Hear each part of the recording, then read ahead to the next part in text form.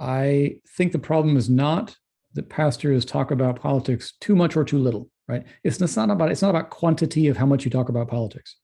I think the problem is that some pastors will only talk about the pro-life cause or religious liberty. That's the only thing they think is, and frankly, that's mostly white pastors. Black pastors have long understood that there's a broader array of concerns that their churches need to address. Churches were essential to the civil rights movement. Uh, so I would say that what we need is a more holistic political theology. I don't mean like you need to do a sermon series on political theology for the next 7 Sundays.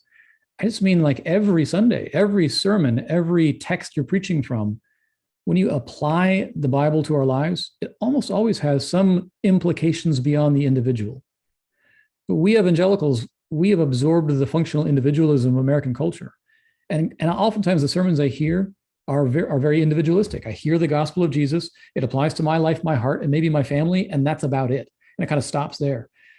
But honestly, I don't think that's true. Like, I think that if you understand the whole creation gospel, that God is renewing all things and that he has chosen a people corporately for himself, I think there's always going to be implications for our social, cultural, and political relationships more broadly. And so trying to pull that out of the scripture and integrate that into your teaching, I think is the long-term answer